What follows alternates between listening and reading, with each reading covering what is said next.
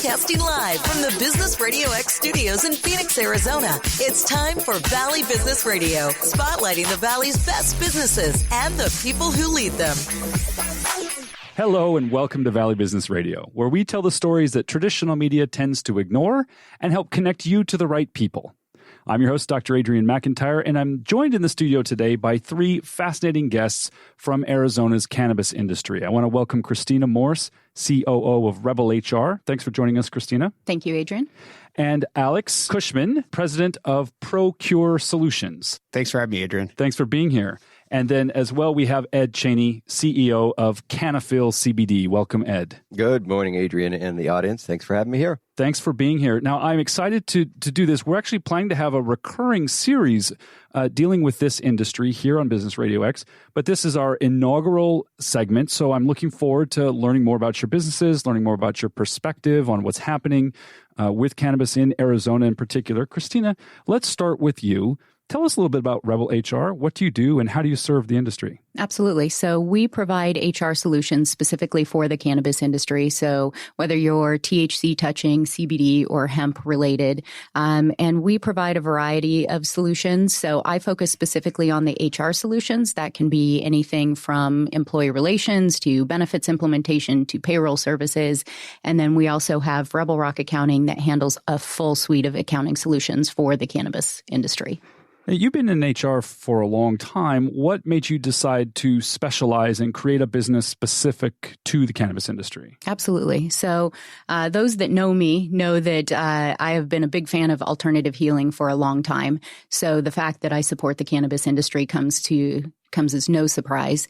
And really, I have to thank my business partners. So I have two CPA business partners that started out on the accounting side first, and they really found that they were coming across a lot of HR types of questions that they were being asked because, people tend to merge those two fields between accounting and HR, and they couldn't answer those questions. And so I was fortunate enough to meet these two wonderful women, and we just fell in line with our belief system. And so we created a 100% women-owned company to address and tackle these issues. And we found that really within the cannabis industry, there's not a huge presence of HR professionals. And I think that that's really due to a lot of stereotypes that are out there about what the cannabis industry consists of, right?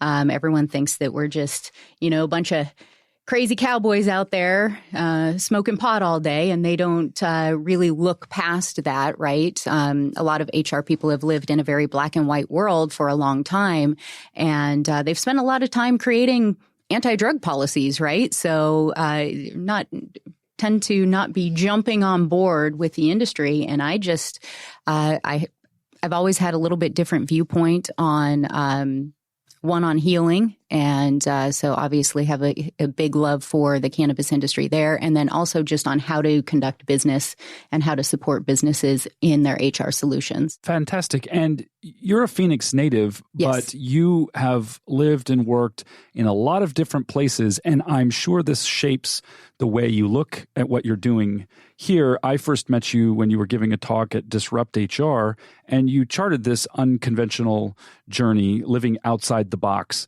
Not as a concept, but as a very real set of experiences. Can you talk a little bit about your backstory and what had you go through that period and then come back here to start what you're doing with RebelHR? Sure, absolutely. So I do have 20 years background in the HR field, and I guess I've always been a little bit unconventional in all aspects of life. But I found myself a few years ago, my daughter was graduating from college, so she's an ASU graduate. And I was fortunate enough that she graduated when she was 20 years old. And so I was still young enough to go out and travel the world. So I decided when she graduated that I was going to take that opportunity and work 100% remote, and ended up spending over the period of 18 months, I lived in 14 different countries. And you really do see a different perspective when you go out there, and you just see the way that people conduct themselves in different environments and the laws and rules and regulations. So the first place that I went was actually Portugal, and they had decriminalized drug drug. I don't know all the exact terminology behind it, but they had decriminalized drugs. So basically you could have drugs and you wouldn't be prosecuted. I don't know what the exact terminology is for that. But here we've been raised with this fear, right, of that happening. And we think, oh my gosh, that's going to just be a complete free-for-all, and, people are probably performing all types of crime. And actually, they found that crime had gone down, and I found it to be an incredibly safe place to be. And, here I am, not very big blonde girl in a foreign country. I don't speak the language, and I'm walking the streets by myself. I'm working U.S. hours, so oftentimes I'm outside, maybe walking from the co-working space to my apartment at 10, 11, midnight, and I feel totally comfortable and I feel totally safe. And it really started to open my eyes to the fact that some of the fear-mongering that goes on around some of these things actually isn't true. So, I was born in 73. So as a child of the late 70s, early 80s, I remember, Nancy Reagan's war on drugs. I didn't understand at the time a lot of the historical forces, the way in which the war on drugs was entangled with racist policies and the impact on inner cities and things of that nature. I've come to learn a bit more about that as a social scientist and as a grown-up. But, those vivid images of, the egg in the frying pan, this is your brain on drugs and things of that nature. And of course, nobody at the time was talking about this is your brain on prescription pharmaceuticals. Right. But I mean, without taking a position on that, although I have one, we have had a very one-sided public conversation in this country. Look, it's not to say there isn't abuse. It's not to say that there isn't problems. It's not to say there isn't things like that. But the degree to which conceptions of a legitimate business industry have been shaped by this kind of propaganda is something I think we need to have a more open conversation about. Now, within the HR world, this must be very relevant because HR organizations within companies typically play defense and try to hold people accountable to certain policies. They, are covering the company's assets, as it were. Right? CYA. Yeah, and really trying to prevent some of the significant problems that happen whenever you have a company with people in it. Right. Right.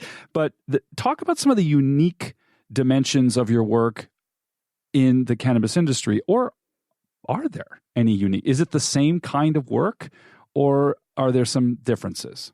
I would say it's the same kind of work in terms of the actual functions of the job, right? So you have recruiting in all industries and you have recruiting in cannabis, right? You have employee relations, you have benefits, you have payroll.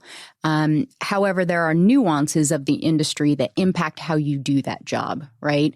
So, for example, employee relations, let's talk about like employee handbooks. That's across the board. You have that in all organizations. And as you mentioned, a lot of times we're doing CYA.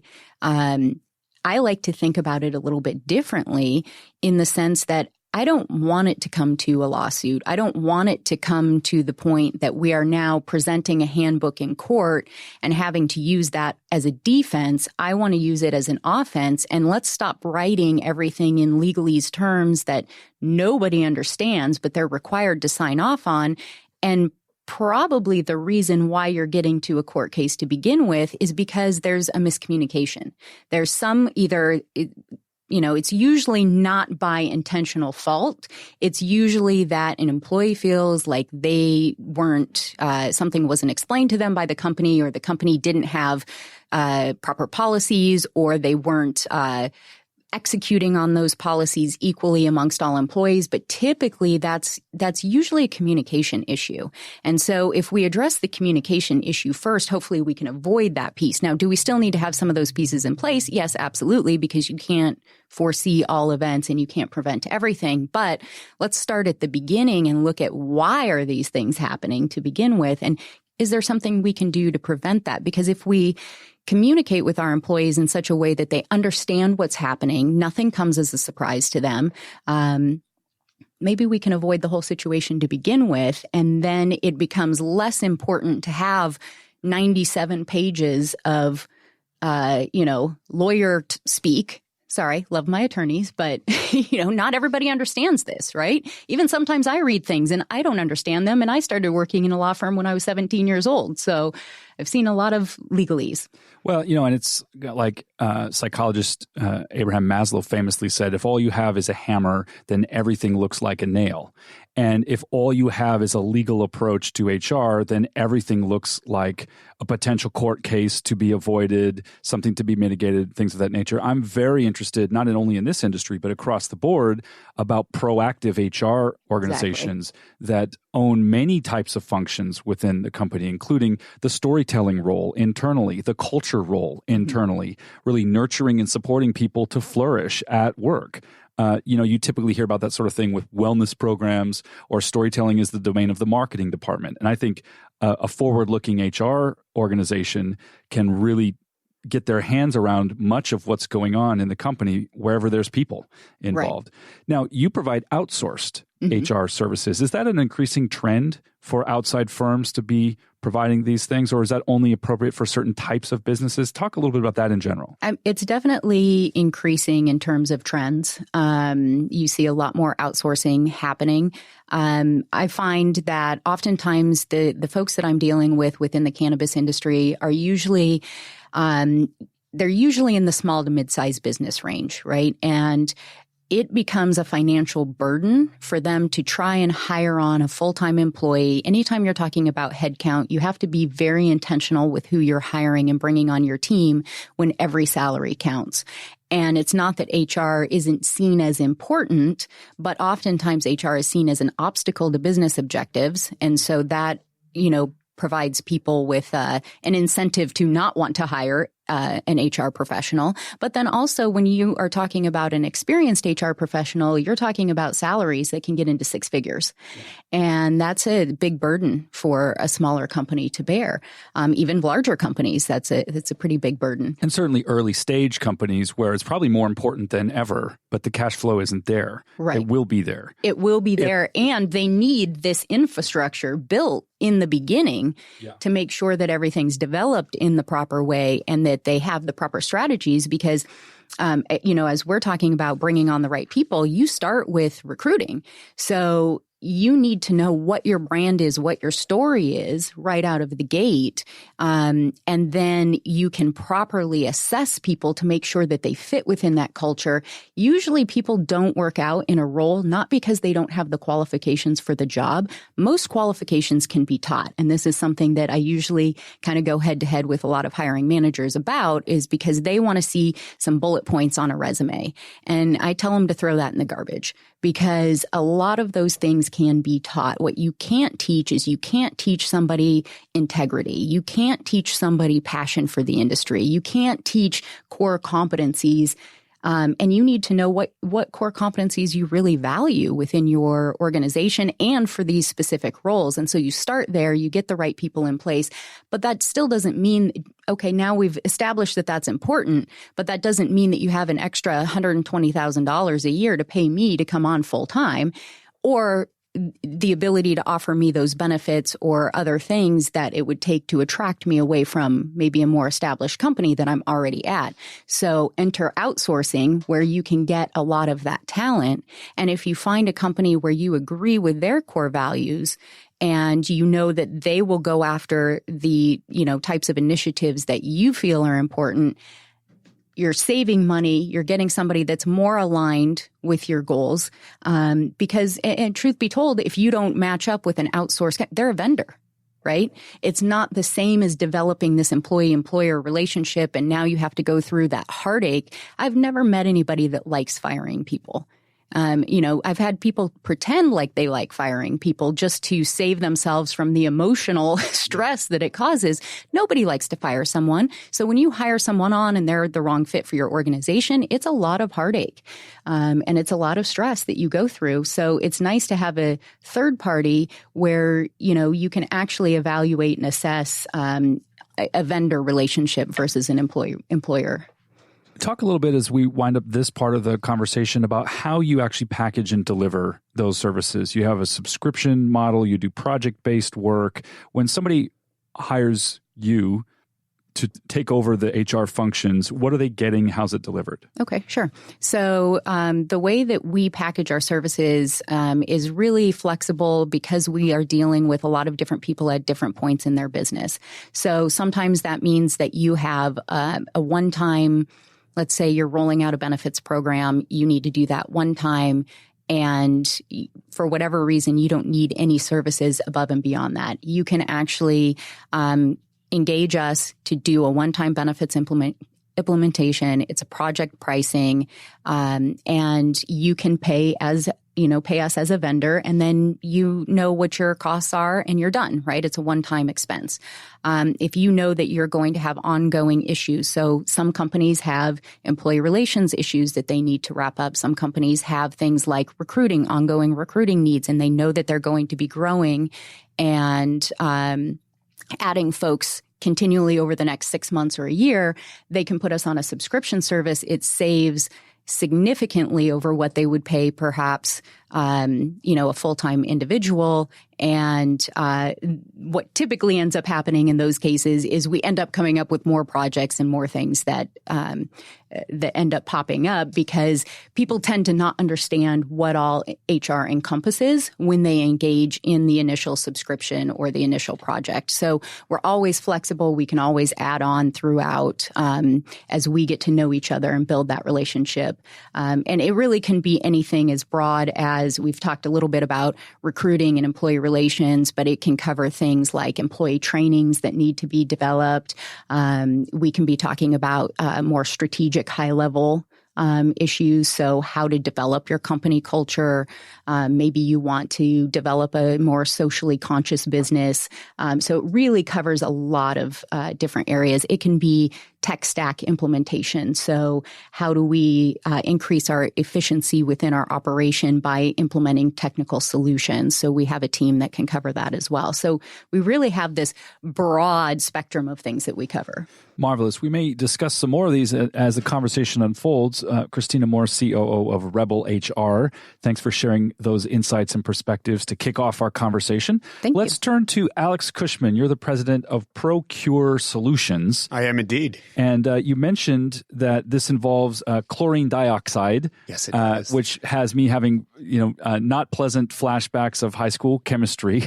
What is chlorine dioxide? What does ProKure Solutions do? Perfect. Yeah. And I'll try not to get too technical with you. And if I see your eyes start to roll back, I'll understand that I got a little too technical for you. But ProKure, as you mentioned, is a company that makes a product that allows for water activation of chlorine dioxide, which, to answer your second question, chlorine dioxide is a very underutilized disinfectant and deodorizing powerhouse. But the problem with the chemistry in and of itself is that it requires you to make it on site. So it's a chemistry that's been used. Think Phoenix water municipalities, think large-scale water deodorization, mitigating of odors. It's been used since the 1940s, but has required very large pieces of capital equipment. So basically what has to happen is you have to have an acid mixed with a chlorite in order to generate this chemistry. So therefore, you've had to have very large applications or very large needs in order to manufacture this product on site. And this is because chlorine dioxide itself in liquid or gas form is explosive. Yes. So you can't transport it. Yes. So in its actual form, you need to create the reaction that generates it once it's at the place it needs to be. Yes. So this chemistry has been known. So think anthrax buildings. If everyone's familiar with the anthrax that happened in... It's my favorite band in the mid to late 80s, but I know that's not the anthrax you're talking about. That's why I bring it up. I knew that because you're wearing the shirt right now. But what has been happening since the early 2000s is, so think the anthrax decontamination.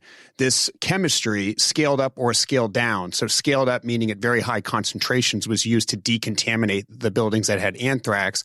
At very, very low levels is actually sprayed on fruits and vegetables to prolong shelf life. So think like your strawberries that you buy at your local market. In a lot of situations will be sprayed with chlorine dioxide to ship across the country. So the chemistry or the rules that govern my life, which is the Environmental Protection Agency, the EPA, which is requires you to be heavily compliant in everything you say and do, knows this chemistry at much higher concentrations. So it has been required that this has to be made on site because, as you specified, it's explosive in higher concentrations. So therefore, you have to have some level of mechanism up until this point has been a machine in order to generate this chemistry. So ProKure unveiled a patented pouch that basically allows the user in both liquid and gas forms to create chlorine dioxide on site safely, effectively, and predictably, which has been a huge benefit to a lot of our customers in the cannabis market. Now, I want to understand a little bit more about those applications, but it reminds me, when you talk about a pouch, of those ice packs you used to have where you crush the part of it, the things inside mix. I'm not a chemist. I'm a doctor, not a physician. See, I thought everyone with a PhD was a chemist. Yeah, not all of us. It gets awkward. Just 89%. And it mixes two compounds inside, and the mixture creates the reaction that creates the cold. Yes. So when you say a packet, is it something like that size, or is it much larger? Describe the actual delivery. It scales up or scales down, but in most cases, think 3.5 by 5 inches. It's very similar to the ice pack that you're discussing, but what it is, it's a little Tyvek pouch that separates the two raw ingredients from one another, and when exposed to water, it allows them to transport themselves and mix across what is called a hyperbolic membrane, and allows for chlorine dioxide to be generated. So taking the oxygen molecules from the water. Crossing over and creating. I actually remember chemistry class, not very well, but fair enough. Yeah. Now, why is this important in the cannabis industry? Who needs it, and what does it do? So we have who needs it? That's a really good question. The entire market, as we've seen, has been dealing with a lot of upstream and downstream problems in terms of mold remediation, products that are being found downstream within, as we've even seen within the vaping cartridges. But what is happening is that a lot of these cultivators don't have a solution to essentially create an answer for what would be the state-regulated testing that each of them have. As regulations vary state by state of what can be in a product and what can't be in a product. And what we have found is, just like with any crop, in growing marijuana and growing hemp, you are creating perfect conditions for mold and mildew to grow. I mean, just think, relatively high heat, moisture, relatively high humidity, and you have organic material. So if you don't have great IPM or integrated pest management solutions, or you don't have very great protocols or SOPs, it's not a matter of if you're going to get a breakout, it's a matter of when. And if you think about this marketplace, just as you had kind of specified historically, you have a lot of younger growers that have now been trusted with very large amounts of capital from private equity firms or from, family offices, and suddenly growing in a basement is not the same as growing in, 100,000 square feet. So the practices that may or may not have been acceptable in those smaller basements when this was an illicit market are suddenly not legal or causing people harm downstream in the larger market. So essentially creating an environment that is controlled and consistent is very important to these growers. So your clients are primarily the grow side of the business. You're dealing directly with the cultivators who have plants growing in large scale facilities that need to be processed and handled there. They got to sometimes be moved from one room to another room, et cetera, et cetera. And all throughout the entire facility, you've got, as we said earlier, heat and moisture. Yes. And humans, which essentially creates a cross-contamination point. So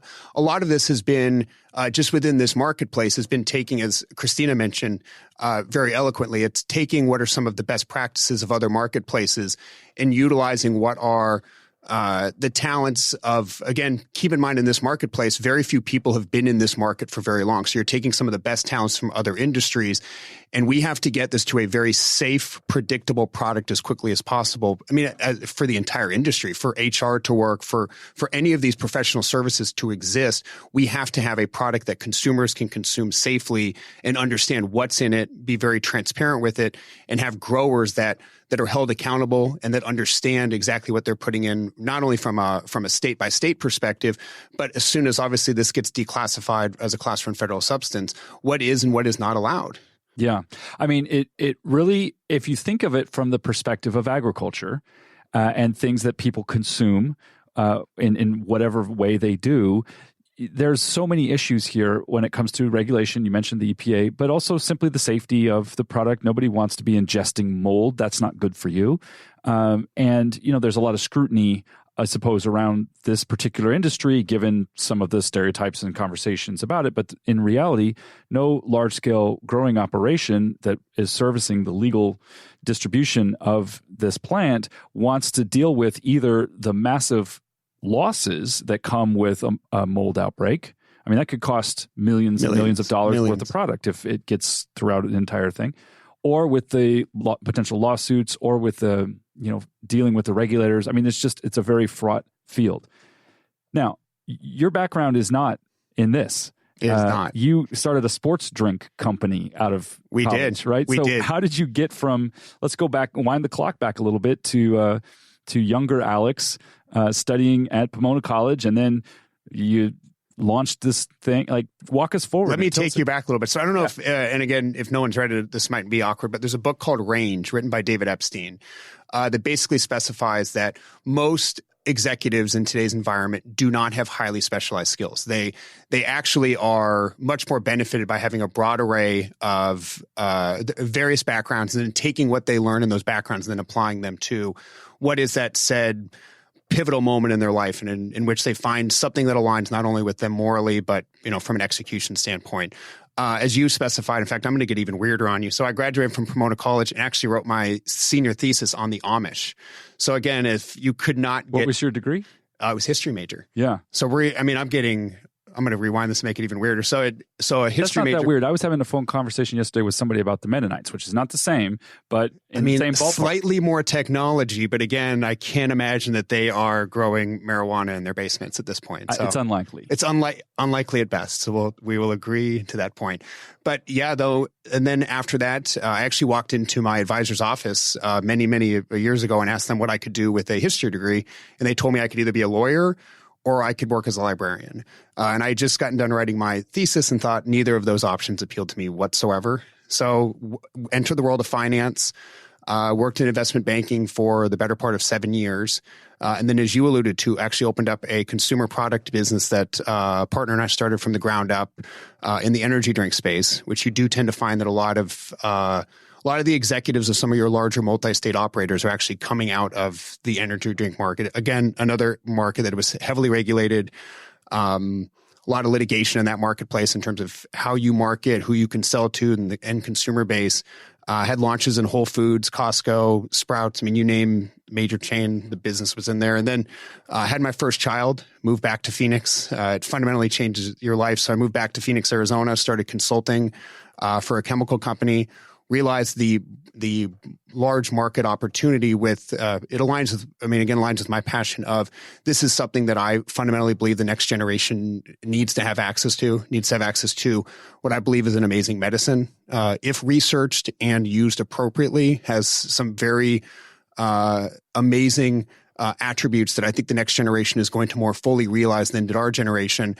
But what I was starting to realize in doing some of my initial market analysis and going into some of these cultivators is that there are some practices that I was unaware of as a consumer, and really wanted to make sure that if I was going to stand for something, it was going to be for clean cannabis and for transparency of said product. And this product in this marketplace has really allowed me the ability to at least force not only our company, but I think as we continue to grow, to force this kind of the underbelly of the market to at least people to know about it, at least for it to be an awareness and a decision a consumer can make, fully knowing what is in their product, knowing that this has gone from an illicit market to a half-baked legal market. And as that process continues, we want to make sure that the companies that are doing this have the consumer in mind versus what is big money and some of the practices that I think you see with some of the big businesses as money gets thrown around. What then becomes the concentration of these companies? And for us, it is make sure that people are doing this as cleanly as possible. And we knew that chlorine dioxide in these forms could be very beneficial to these grow environments and could help eliminate some chemistries that should not be used in this marketplace. What about that background, the sort of startup CPG brand, distribution deals, all the things that were necessary to pull off the energy drink company, now informs what is essentially a B2B business where you're navigating a relatively different landscape. What carries over and what's different? That's a really good question. So I connect with people. So for me, there's a fundamental skill set that you need in order to run a business and in order to connect with your employees and to galvanize a force, so to speak. So for me, it was finding something, and again, you can replace the business. I mean, so to speak, within how you look at how you run a company. You can replace the specific business, but what a business becomes, it becomes a series of people. As Christina talked about it from the HR perspective, it becomes a series of finding fabulous people, motivating fabulous people, and putting them on a trajectory in which they outshine what even you could have believed. And I think for me, what I learned in finance is, look, I can put financial models together left and right. It transcends the financial model. It becomes, I can't tell that Excel spreadsheet how to do this. So it comes down to, do you have people skills? Do you genuinely care about your people? And can you put them in a position where they can see the end goal? You can see what is the larger picture of what we're all looking to accomplish. And you put them all in positions where they put me in a great position. They put me in a position in which, we have a very fast growing organization. I think those are the skill sets that I learned in that process, which was the emotional intelligence and the how to learn. And I think that is very similar to, how I feel about just generally education is teaching someone not teaching someone the specific problems, but allowing them the tools to take what are problems that exist, that may not exist today, that it will exist 10 years from now, and being able to take those and break them into component parts, and then finding a great team that can go help you execute. I couldn't agree more. I feel that curiosity and learning how to learn are two superpowers that are not taught 100%, but inform a productive and flourishing life regardless of whatever 100% field of endeavor. So if people drive the whole thing, and that's what you're passionate about, talk to us a little bit about the team at ProKure. What kinds of specialties do you employ? How do you execute on your vision of providing, clean, safe cannabis to the world? Beautiful. So we have, we have a fabulous team, but for us, it's a series of people with diverse skill sets. As I kind of spoke to, very few people have very direct experience in this marketplace. So you have to go out and find certain skill sets and certain personality types within the organization. We have backed ourselves with who I would call the foremost chemist in chlorine dioxide. His name is Dr. Bernie Lorenz. He is a brilliant mind, one who genuinely cares about consumers and customers. So for us, it's a very logical fit in a human being that I care about. We have Brian Spivey, who comes out of Red Bull. Again, another overlap in terms of a highly regulated market, fabulous human being, very emotionally intelligent, and someone who, again, I highly care about. And we have, which we haven't even spoken about, we have an entire other side of our business which handles restoration. So think ServPro, think ServiceMaster, those types of organizations. We have a couple of fabulous individuals, Ken Bazar, Jason Lipsy, who have been with the organization even longer than I have, who again are technically experts in this field. People who, as we are bringing a chemistry out to market that we want consumers to be very knowledgeable about, it's very important that we have a staff that A, cares, and B, is very highly educated in being able to walk consumers through, as not everyone has a PhD after the name, and even fewer of those who do have PhDs after the name know anything about chemistry. So being able to then bring this down to what is a chemistry and a approachable chemistry for people, I think is very important. Yeah. Now, your market is not only Arizona. You deliver your solutions to every state that is medically cleared for cannabis. Yes. And talk a little bit about the process of growing and expanding your reach. What kinds of activities are you engaged in to develop relationships, which I know drive this industry as any, but they're especially important here. How are you, what's your kind of expansion and vision for how you're going to, obviously there's currently limited number of states. Yes. But even within those states, there's untapped opportunity. And it's a very secretive market as well. So you would think, again, in any B2B business, it would be able to go onto a search profile and go find the name of every cultivator and their email address and go approach them. So not as easy in this marketplace. For us, it's been a series of really building trust with people. We in the early stages decided, look, in this marketplace, there's going to be Budweisers, there's going to be IPAs. This marketplace, very similar to other markets, is going to professionalize, and people are going to have to kind of pick where they are in the market. We hitched our wagons very aggressively to a lot of the top growers in the country, both from a size perspective as well as from a multi-state operator perspective. And we decided, look, we know at the end of the day that there's only going to be a certain number of people that end up winning this industry. So for us, it was a matter of, can we fundamentally prove science with science? Can we utilize our protocols and our chemistries and show them with proof that they lower the amount of breakouts that they have in a facility, and as they grow, we grow with them. So again, it becomes kind of as you're playing poker, a series of bets. You can only make so many bets, and for us, we're going to bet on a lot of individuals that we have now seen facilities for. We know that they have PhDs and MBA. I mean, people who in this marketplace have been very seasoned and very professional, who, again, as we spoke to earlier, bring some of the best practices from other marketplaces. They were going to be the individuals that we grew with, and thus far has worked out extremely well. What kind of a presence do you need to have in order to build those relationships? How do you actually do it? Is it trade shows? Is it site visits? Great question. So it's a series, but fundamentally, it's site visits. It is getting specs of their facilities. It's going out and actually, because again, no facility is cookie cutter in this marketplace. A lot of these are buildings that have sick building syndrome to start with. So again, without having any of that knowledge to begin with, you can't write a custom SOP in order to help them. So a lot of this is, we have a fabulous team of cultivation professionals that are going across the country, meeting with these individuals, testing their facilities, coming back with specific protocols.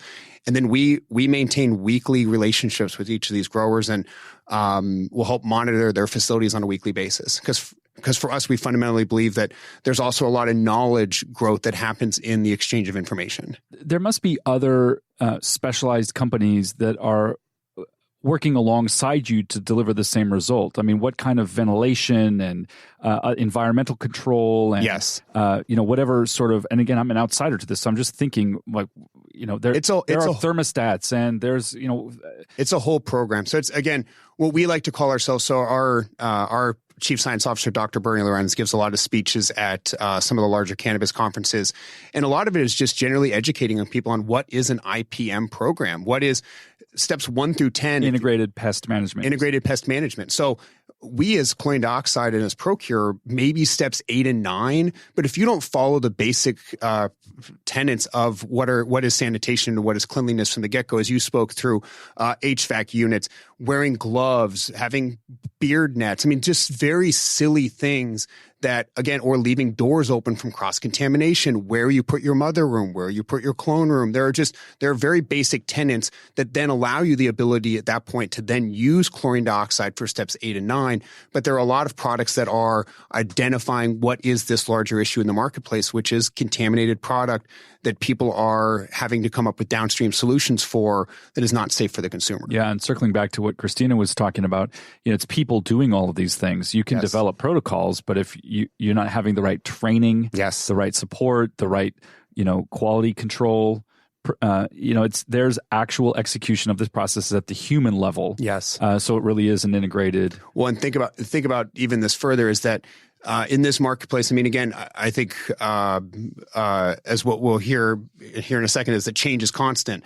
But what we find in these environments is that a lot of the growers have become more and more and more professional. You're starting to see people with advanced degrees that are coming into these environments where you might have trained someone 2 years ago who could barely keep their eyes open and having a conversation with you. It's the state of this industry. And now, 2 years later, you're getting people who are writing very detailed notes, who are going and looking at white papers, who are taking 3 steps further, and it's happening at a much faster rate, which this industry needs, and it needs further transparency as we get more professional as an industry. Marvelous. Alex Cushman, president of ProKure Solutions. Thank you so much for those insights. Thank you. A really rich conversation. And let's turn to Ed Chaney, CEO of Cannafyl CBD. Ed, tell us a little bit about Cannafyl. You're a Phoenix-based manufacturer of full-spectrum CBD-infused products. For folks who aren't familiar with that, can you break it down for us and tell us what kind of work you do? Well, sure I can. So, Adrian, I think first it is important as I started to build this company that it was It was going to run down a clinical approach. When I first decided to enter into this industry, it was because my mother had cancer.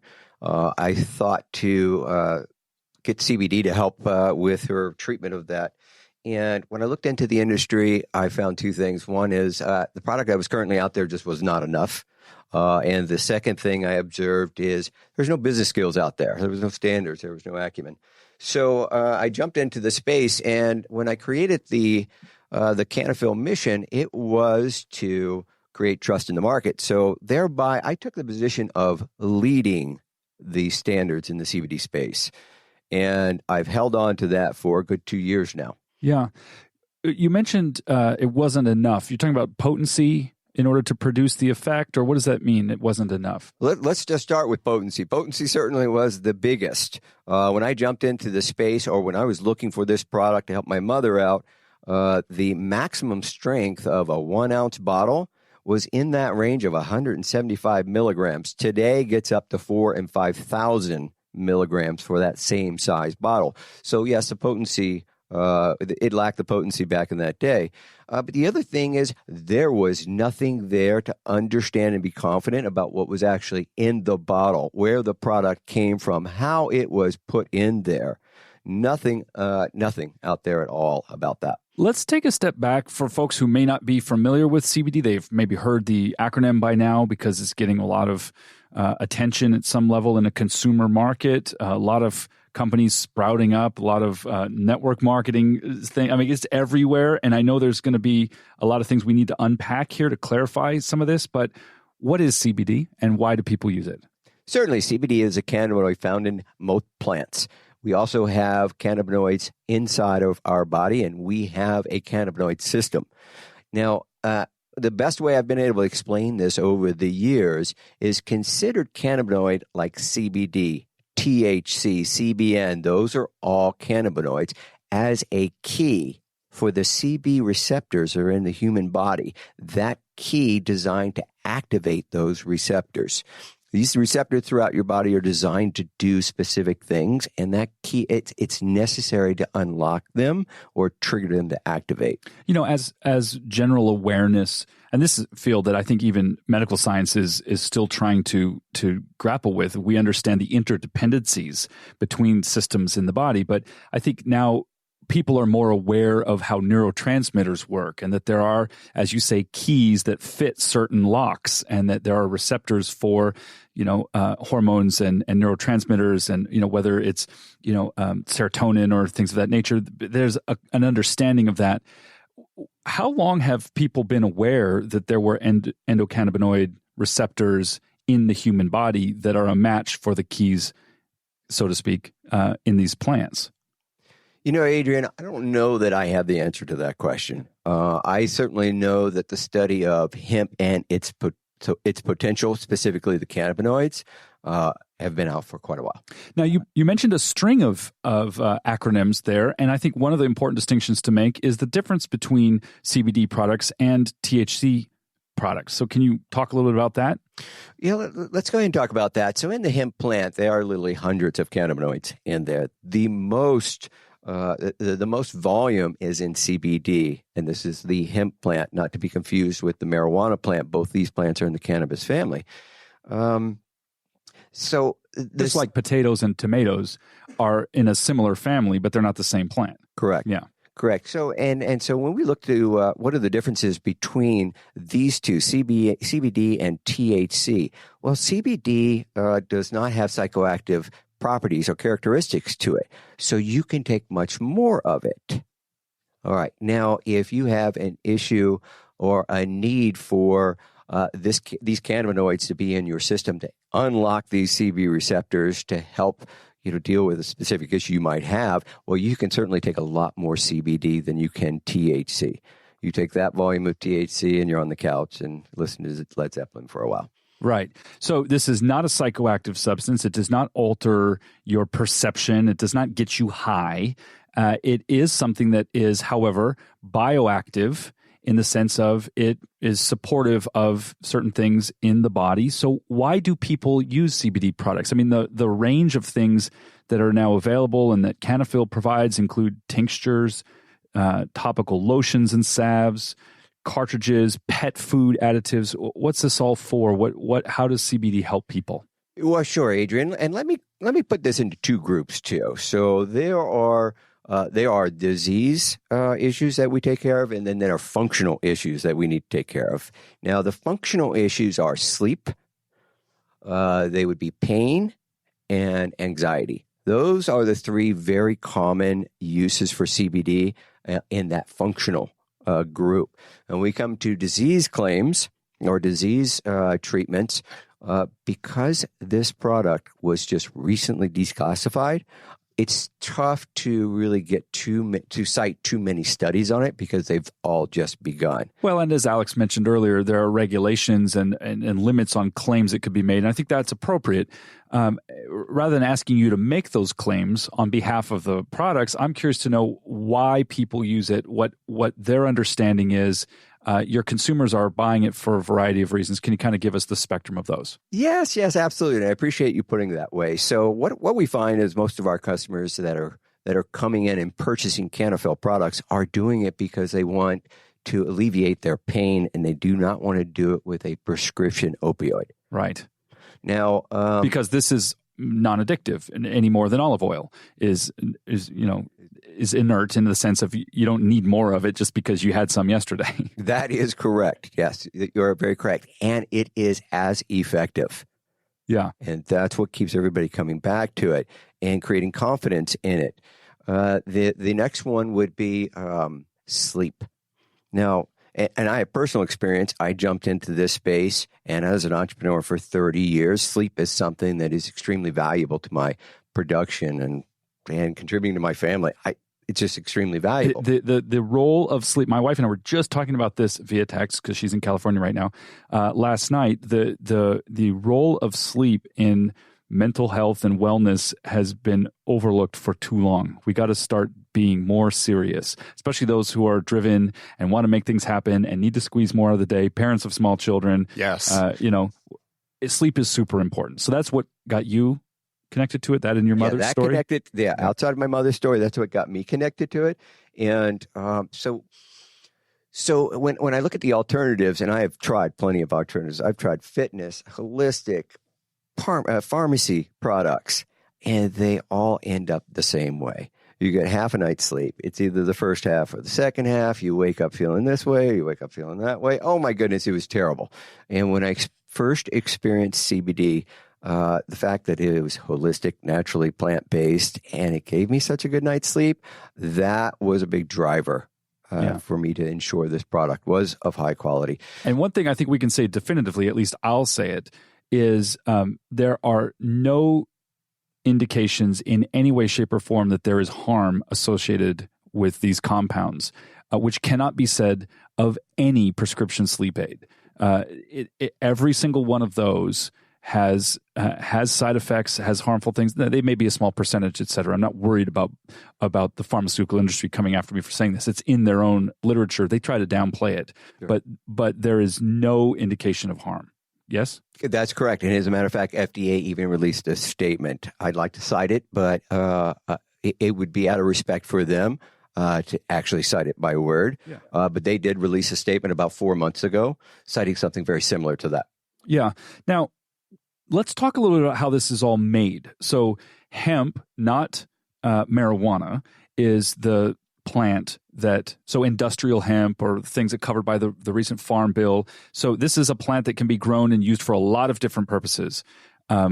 Fabric, rope, all kinds of things. How is CBD extracted from hemp, and how do you actually get it into the consumer products that you deliver to people? Well, certainly, it's a good question. So, and I can't get too technical on it. The extraction methods are evolving quite frequently, and there's a lot of innovation in that space. But it is very important to us where that product is extracted from within the plant. Yes. These days, we see a lot of inexpensive CBD products on the market, and we can pretty much determine by the price of the product where that CBD was extracted from. As an example. Do you mean which part of the plant, or do you mean where in the world? No, which part of the plant. Okay. So when I look at the hemp plant, long, scraggly, looking plant, and majority of it is stalk. And then you have some leaves and a small amount of flowers. So as I understood the last time I looked at a quote, a pound of hemp stalk is $24. A pound of hemp leaves is $750. All right. Now the extract. And it takes a lot of leaves to get a pound as well. It does. And I think the bioavailability of the CBD extracted from the leaves is much more than the stalk. Yeah. Now, there's, in my limited knowledge of this, there's another issue with CBD, which is the plants themselves are very good at extracting heavy minerals and things from the soil. Sometimes hemp plants are planted to help clean the fields in between crop cycles, and then those plants might have higher toxicity than other plants. Is this true? This is kind of something I read loosely out there. I don't know. Is that an issue? So it probably is an issue. And again, Adrian, I don't have any specifics on it, but here's what we do. We investigate the farmer quite thoroughly, and then the farmer has to do a 5-point third-party test before we'll accept their products. And it's within that testing that tests for pesticides, metals, solvents, mold. All those things are tested for us. So once we know that we have that vendor and that vendor's been checked out, and then their product is delivered to us, then it goes through a testing system again for the same things, and we do it per batch.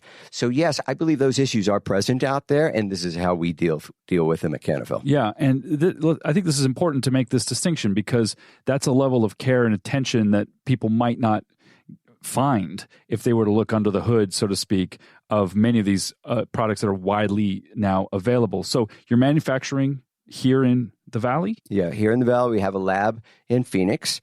And I just want to go a little further on that subject, if you don't mind. Please. As Alex even spoke to earlier, being that this is an unregulated space, company owners like myself are in a position to self-police.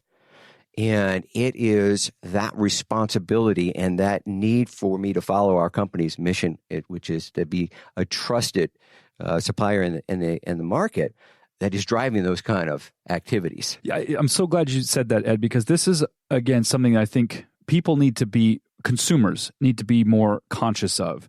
Are they buying their products from a company that they know and trust, where they can verify the testing or whatever, answer whatever curiosity they might have about where this stuff come from?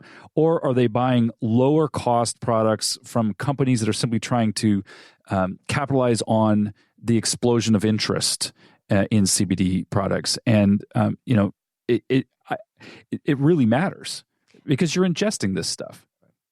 And it's a fair question, because low quality has a low barrier of entry into this market space. And so somebody shoving a lot of money out the door and not focusing in on the product quality, well, the consumer's not seeing that. Yeah. And it really is. And then they get this product at home and they try it, and they don't get the expectations that they were sold, and then they get turned off on CBD. And again, to the conversation with Alex and Christina, is what a shame. It is a magical miracle that this product has come along. Right. And I think the owners of the companies today need to nurture this, and we need to protect it until regulation steps in. And and continuing beyond. I mean, self-regulation, I think, is the sign of a mature and healthy industry. And certainly in many industries where there have been problematic issues related to the sourcing of their materials, things like the Kimberley process for diamonds or conflict-related things, when conscious, committed, like-minded people come together and say, wait a minute, let's start creating our own regulations. I mean, I remember, this is way out in left field, more than Alex has mentioned of the Amish, but a few years ago, in a different life, I was at a conference at NYU Law School about private military companies, essentially mercenary companies, working in the Middle East and Africa, an area where I'd spent a lot of years. And this was the big question, like, how do we regulate ourselves, given there's a lot of bad behavior in this space? Former military members now making, $250,000 a year on these personal security details, and bad stuff happens. How are we going to regulate ourselves to really elevate the professionalism and the integrity, an important word Christina brought into the conversation, without needing to wait for the regulation to happen. Let's do it first and let's do it right. And then regulation can come in as well, but let's inform the regulators by our already existing practices, agreements, standards. That's how it normally happens, yes. Yeah. Now, you mentioned your 30-year experience in informing what you're doing now with Cannafyl. Talk to us a little bit about that background. You didn't start out as a young man thinking you were going to end up making these kind of products. Walk us through that trajectory. So it started when I was in ASU. I opened my first business there. Funny as it was an indoor tanning center, so I was quite the hit on campus. A young man with a tanning salon right next to the campus. And that was a smart move socially. Socially, it was perfect, right? I grew that to 6 locations while going to school. And so I saw that I had an appetite for it, and my appetite turned out to be more of an artistic approach. Like, I understood how to bring people together. I understood how to make them collaborate and execute. And so that then became my interest. And from that, I've probably moved into in and out of a dozen businesses. I easily could say I've failed half of them and succeeded with the other half. So in my 30 years, what I bring to the table today is a lot of lessons learned, a lot of patience, and that's pretty heavy shoulders. Well, as I always say, especially the young people, look, I don't know what you're hearing from other grownups, but I will tell you that I've never learned anything except the hard way. So I'll give you my best advice, but I'm counting on you not following it, because I know you won't follow half of it anyway, because you're gonna fall down, you're gonna scrape your knees, you're gonna learn things yourself, and those are the best kind of lessons anyway, because then they belong to you. It's not something that I said. So I think we need to do a better job of embracing our failures and really celebrating. If you come out the other side, you're still winning. Oh, yes. Oh, yeah. And we should do a better job of teaching this to our youth as well. Absolutely. I mean, I adopted that statement a long time ago. Mother Nature, she's cruel. But wow, is she a great teacher. Yeah, she really is the best, actually, and the one that we tend to ignore, I think, at our peril. As we wrap up this conversation, I could keep talking to all of you about this. It's so fascinating and interesting to me, but I'd love to get a sense from each of you, starting with Ed, and we'll work our way back around. As you look forward to the future, what do you see happening in this industry in the next, let's say, 5 years or so? What are the opportunities? What lights you up and excites you? What's inspiring about what's coming? Yeah, so I think, to be honest, deregulation would certainly make things a lot easier. Yeah. Innovation. I think Alex is contributing to that. I think the biggest space that's being innovated right now are the suppliers from the ground up. And that innovation, it's absolutely needed. And from there, I believe the end product is going to innovate. I love the idea of a handful of really strong players that earn the right to be at the top of the space. That's the people I want to call my peers. I'm excited to see that come. In the banking, once deregulation happens, the banks are all going to be on board. My seniors and my veterans and all these people that I really want to help are now going to be free to help. So those are the things that excite me right now.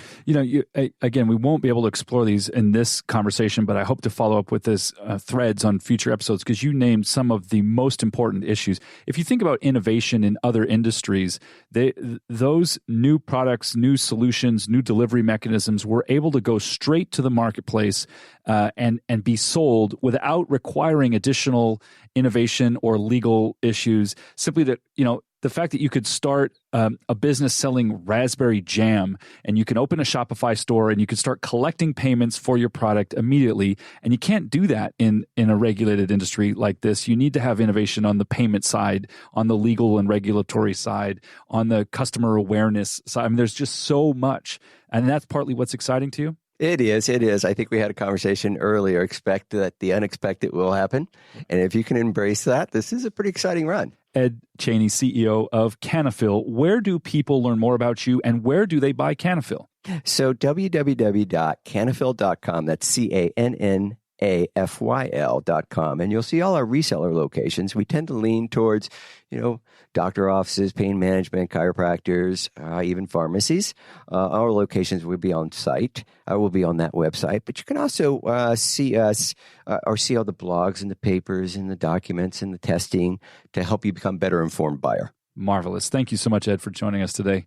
Alex Cushman, what inspires you? What do you see coming down the pipe in the next 5 years? What should we be looking out for? What are the opportunities? Good There we go. Good question. I think to speak, Ed, I think put it beautifully in terms of innovation, and the way I see it on our side is there's going to be a lot more R&D. I think just for all of our knowledge, and I know everyone here in this room is aware of, but there has not been the ability to test any of these products outside of Israel, outside of Mississippi State University, outside of Canada to some respects. So I think the knowledge is going to drive the innovation. And I think what excites me is being able to take a fundamental position of this has got to get done the right way. For me, this is one of the last major frontiers for, again, for like the millennials, this is a galvanizing topic. This is a voter topic. This is something that I think moves a lot of people.